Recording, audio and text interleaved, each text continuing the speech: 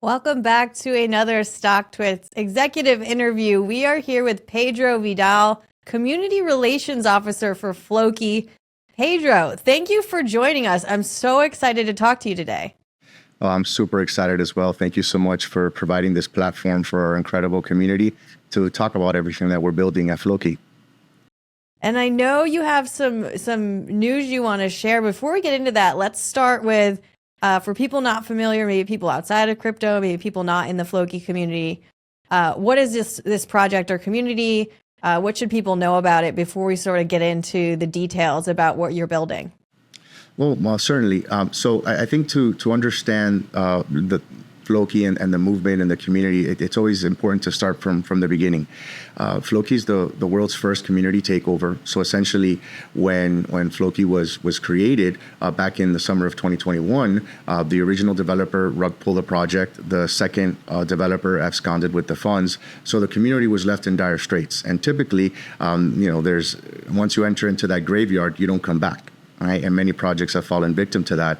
But there was something like special with this community that they decided to rally and take leadership. Right? So our existing core team was able to lead us to where we are today. And being the world's first community takeover, it's important because on our shoulders rests for all of history as being like the first community takeover. So we need to be very responsible with that. And in blockchain, you usually don't get second chances.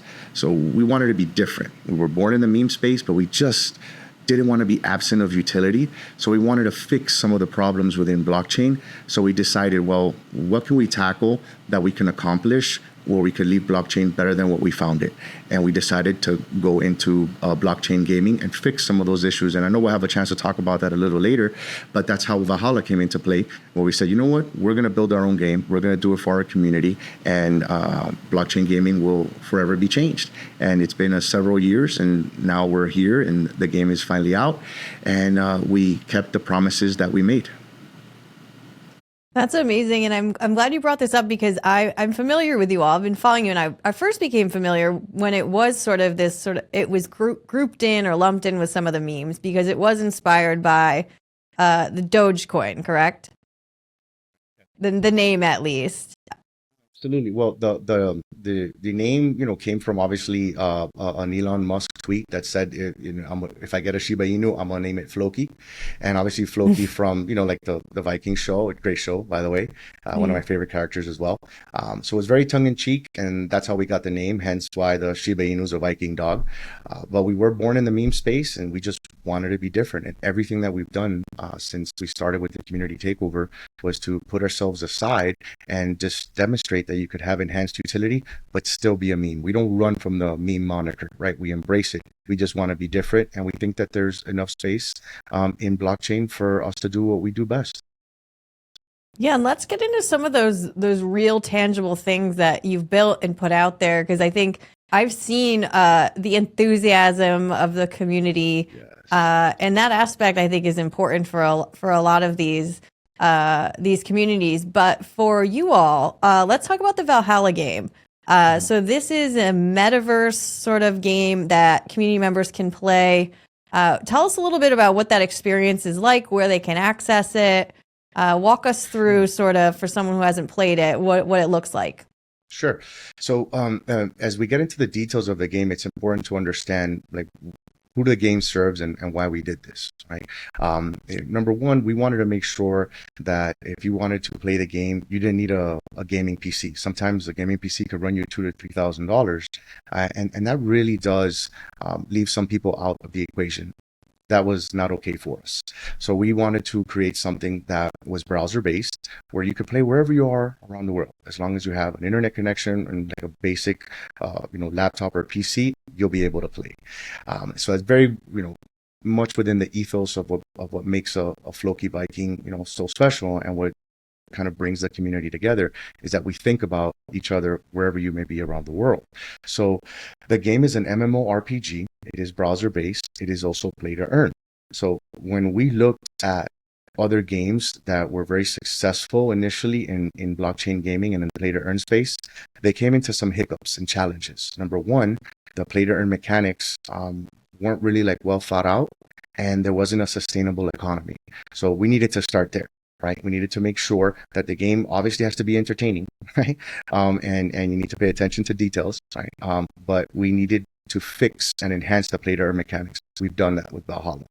We needed to make sure that we had a sustainable economy. So we backed it with a multi-million-dollar treasury so that the transactions can be funded and you can earn while you play.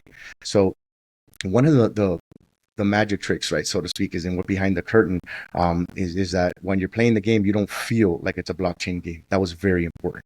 So while it takes years to develop a game, we wanted input from the community, and that's what we've been able to do. So how you feel when you play is a fully immersive metaverse, open world format where you can, walk around, from farming to shipbuilding, a lot of other cool things you could do. But there's also a turn-based battle arena component, and when we're looking at the play to earn side, there's these creatures called Veras. So it's very much like a Pokemon feel where if you find a Vera, you can engage with it. And if you tame it, it belongs to you. So there's, an additional value proposition there where you play the game, you tame a Vera, it's now yours. You can sell that now, right? That asset now belongs to you. And everything that happens in the game is done on chain. So all the upgrades are done on chain. And we are very excited about it. So we've been able to fix some of the problems that we've seen in other games. We've been able to make a game that was very, very entertaining and that you can play right now on Valhalla.game. But more importantly, we've been able to make sure that our community feels seen and heard. So a lot of the things that you see in the game is from a lot of input from our community. But we spared no expense to make sure that the soundtrack was absolutely immersive. When you put your headphones on, you're transported to another place. The lore is there. Everything that goes into the game has been very, very well thought out, and we continue to push forward. There will be a Chinese version of the game. We will go into mobile gaming, but it was important for us to give back to the community and for those that may not have the money to buy a PC game, a gaming PC. Very cool. I'm looking at it now. I definitely want to play. Do you need to own a certain amount of Floki to play, or is it open to anybody? Yeah, it's open to anyone, right? It's on the OPBNB network. So essentially what you do is you just, connect your wallet or MetaMask, for example, and you put like a very minimal amount of BNB there. And we have, tutorials and whatnot on how to bridge into OPBNB, but it's fairly straightforward and simple. That's all you need to be able to connect your wallet. And then after that, you're off to the races and you could engage with other community members in our metaverse that we created and have as much fun as possible. The game is absolutely entertaining and it's quite competitive, but there's a certain tier system. So no matter where you are in your experience levels, you will have an opportunity to be able to earn. Very cool. And this also would seem like, since anyone can use it, a nice way to introduce people to the community. And I think one thing I've noticed about you all is you've gotten a lot of props for the marketing that you've done for Floki beyond just embracing the community. I think I saw images of you guys on buses, sponsoring sports teams. Can you talk a little bit about the role that kind of building the brand outside of the community plays and why it's important as you build these projects? Yeah, so many projects in the meme space just want to be cute, right? And don't want to offer utility. And there's plenty of space for that to happen. We operate like a Fortune 100 company, right? We make sure that people understand that transparency is key. You need to have strong global branding and awareness. Brand recognition is very important. But we have community members from all over the world. So we need to make sure that our partnerships are reflected where our communities are. And we're very data driven. So when we're looking at our marketing, and our marketing director, Saber, is always looking for like the best possible value for exposure. And we've been able to get partnerships with either like Formula One teams with Alfa Romero, which was like incredible, with all these incredible sports teams, whether it's European football, whether it's like college football. It depends on who you ask, right? Because if you live in the US, you're like, oh, why is cricket so important? Well, because it's massive in the APAC, right?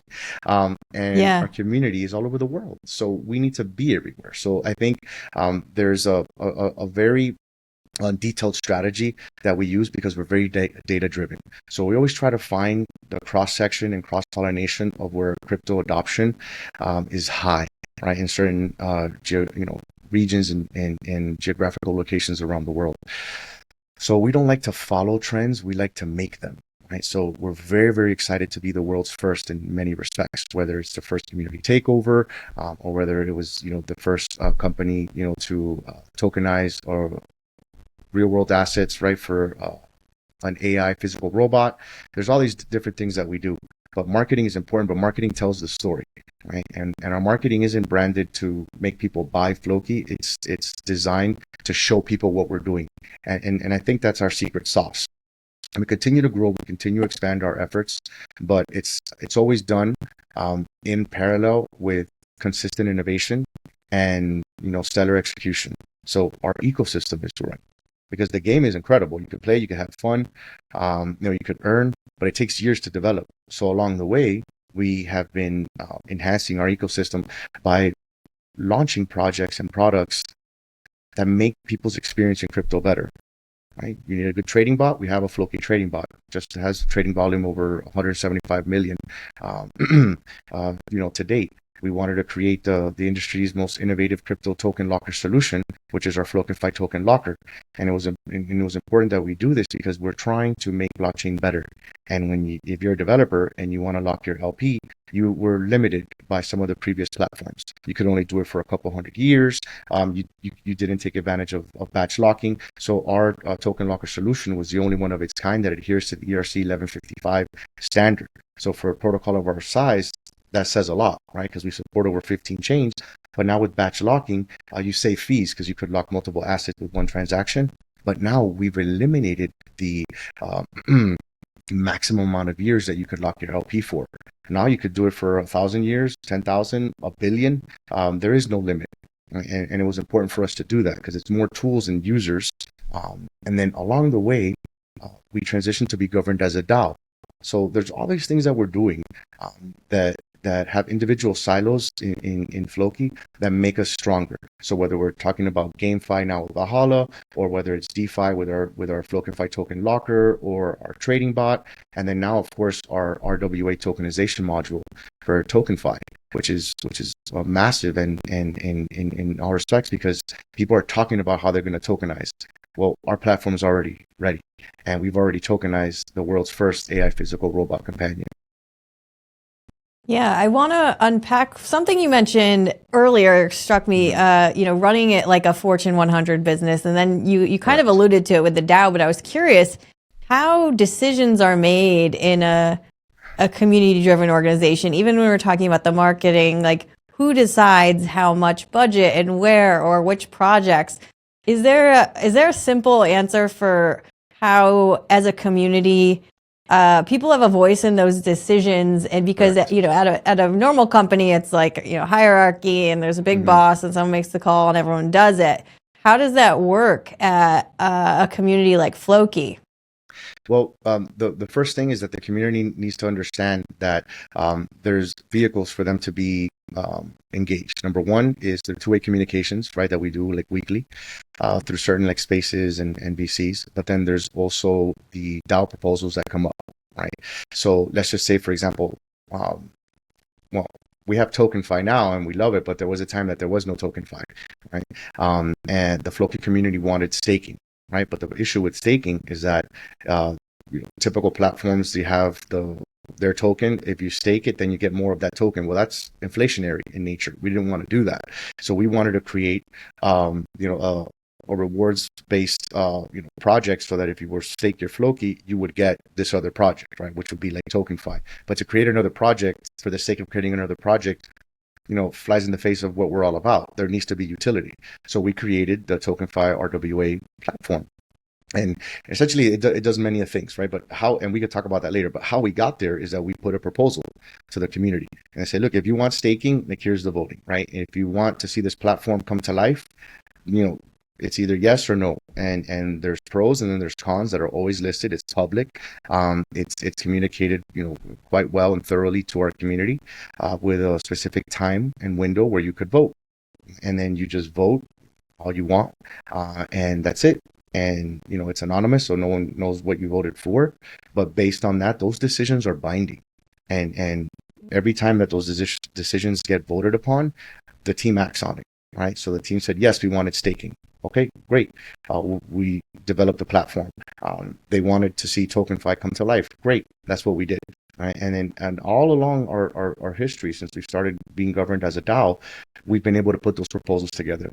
Do you want to reduce the transaction tax? Do you want to remove the transaction tax? Do you want to burn the cross-chain bridge? Right. Like there's all these like massive decisions. Do you want to invest in like this project a certain amount of funds? All those proposals get voted on the community, and when they vote for it, we act on it. So that's how our community is involved, and that's what makes our project so different, that we actually care about our community, but above caring, we give them the power to decide, and then we just act on it. Yeah, it's really interesting to think about how these decisions come to life and the parallels and non-parallels between, a shareholder vote at a publicly traded company. I know you talk a lot about kind of you like this is definitely a community and you guys have fun and you have characters, but you are building towards utility. And I'm curious how you measure success in becoming more of a utility. Is it number of people participating in the FLOKI University courses? Is it people playing the game? What kind of do you measure to know like, okay, we're increasing our utility in the real world?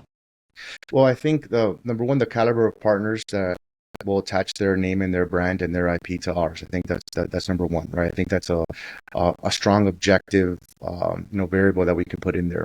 I think it's also subjective depending on who you may ask, right? Like amongst the project, but for me personally, I think number one, the fact of what we're able to accomplish and the partners that we're doing great work with. Right. So whether it's partnering with some of the biggest like robotic startup companies, I think that's very telling.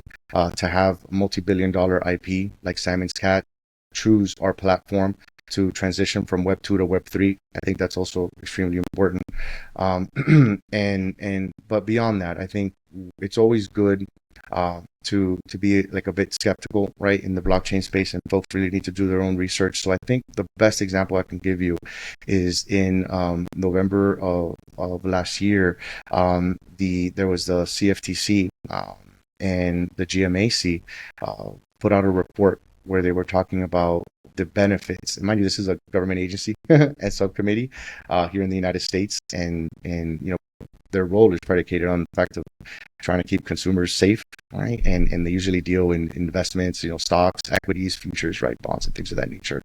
But this report, and anybody could Google it that's listening, right? And you can see the presentation slides. And then within those slides, they talk about the benefits of DLT, right, distributed ledger technology, and how utility tokens can be actually beneficial. And they have use cases. And then they gave several examples. And they gave 4. I'll mention the first 3. Number 1 was Ethereum, and I think it's quite fair to say that they earned that, right? They do great work. Mm-hmm. Second on the list, mind you, these weren't in numerical order; it was just bullet points. I'm just mentioning it to you in the way that it was published. Was Avalanche, and obviously, like, they're doing great work. And then third was FLOKI, and specifically on that presentation slide, it shows the FLOKI's utility token for the FLOKI ecosystem, including their NFT metaverse game Valhalla. So to be listed on that type of document that was presented by this agency is very telling of where we are, and I think a wonderful tempest for our success. That people are watching what we're doing. People value what we do, but they see the utility, right? So behind the emotion, there is the objective truth that we do offer utility. Valhalla is being seen by people around the world that we didn't pay for, right? It wasn't sponsored. And we have to be very cognizant of the fact that people are watching, right? It's regulators, it's community members, it's other people that don't want to see your project succeed. So we have to stay true to our true north and our true vector, which is try to fit neatly in 2 boxes. Because in crypto, you could either be relevant or you could be effective. It's very difficult to be both, but we pride ourselves in our capacity to be able to duly have those roles, but continue to innovate, continue to deliver for our community, and leave blockchain better than what we found it. Couple more questions for you before we got to let you go. One is, I read, you talked about these partnerships. I read about a partnership with Kimball Musk, or his Million Gardens movement. Is that still an active partnership? What is his relation? I'm curious how he found you guys and how that all came about, if you're able to share. Well, I'm not really at liberty to discuss, like how those things happen, right? You never reveal trade secrets, right? Again, we function like a Fortune 100 company. What I think is important, and what I think your audience really needs to understand is why we attach ourselves to certain projects and initiatives, right?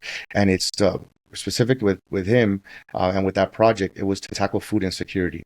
And I think it's fairly simple to understand why it's important that people have access to sustainable farming solutions and to have access to food, right? You actually care about people. You want to make sure that they could feed themselves and be more sustainable. So I think that was like an easy, initiative for us to get behind, right? If you care about kids, if you care about, farming and sustainable agriculture, I think that's a wonderful place to start.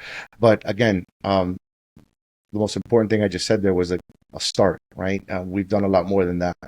We've provided our earthquake relief to the devastating earthquake that happened in Turkey. One of the things I'm most happy about is our initiative to build one school in every underdeveloped nation in the world. And we've started building schools, one in every continent. And that to me is the greatest sense of joy and pride. And while we're one of the most copycatted projects out there, right? If you type FLOKI and any crypto screener, you're going to see 1,000 variations. I wish people would copy our outreach and fundraising as much as they would, right, our actual project, because then the world would be a better place. And anybody could look to see the schools that we build, especially the one in Nigeria. That one hits very close to me, because everybody deserves access to a great education in a safe environment.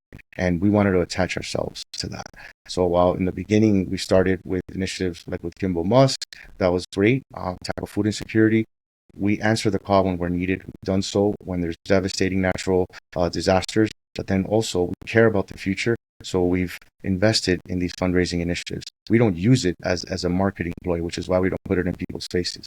Because we don't do it for green candles. We do it because it's the right thing to do. And that's what we're all about. If you look at our 3 pillars, right, of utility, community, and charity, those are 3 strong pillars, right? You don't need to have charity in there if you want to be successful. We could have picked anything else, but we put it in there. It's embedded in our DNA, and we're going to continue to do it. Pedro, last question for you. I mean, your job is really to be out there, out front, connecting with potential community members, investors. I'm curious if you must be in a lot of conversations, forums, discords. What do you think is the biggest misconception people might have about FLOKI? And what is the one thing you want them to know about you all that they might not gather from a Google search? I think that's an excellent question. I think that crypto's become increasingly tribal, and it puts your blinders onto many things. Some is understandable, but you usually see that people get into crypto, but they don't want to expand their knowledge base, right? And they don't see what's on the other side of the mountain, right? And they're just in that project. So I think the biggest misconception that people have with FLOKI is they don't understand what utility means to us. They don't understand that out of everything that we've built and our extensive ecosystem, which is vast, by the way, that our most valuable asset is our community. And when you're part of FLOKI, you're not a holder, right? You're family. And that's not something that you usually see. And I think another misconception that people have is that they don't understand why we do what we do. And I think those are some wonderful, perspectives for people to understand that we build for our community. We want to make blockchain better. More importantly, we want to shatter perceptions that people have on the limitations of what a blockchain project could do that's born in the meme space. Because to be fair, if you talk to Bitcoin maxis, they don't care about anything else, right? It's all Bitcoin, and that's their perspective, and that's fine. But anyone else in the crypto world, especially if you're in altcoins, especially if you're in meme coins, they don't care about utility, and then that's fine. We're not trying to win people over. We're just trying to make blockchain better. Very cool. And where's the best place for people to explore more? I know we mentioned Valhalla.game. I will definitely be checking that out during the long weekend. Where's a good place for people to connect with you and other community members? I think a wonderful place to start would be at our website, since it's a catch-all, right? So it's just FLOKI.com, and then at X or on Twitter, right? It's at real FLOKI.Inu. And then after that, obviously, our TG, but you can get all that on any of those two sources. And we're welcome to have anyone. Feel free to join our socials and see what all the good work is being done and how we continue to do it.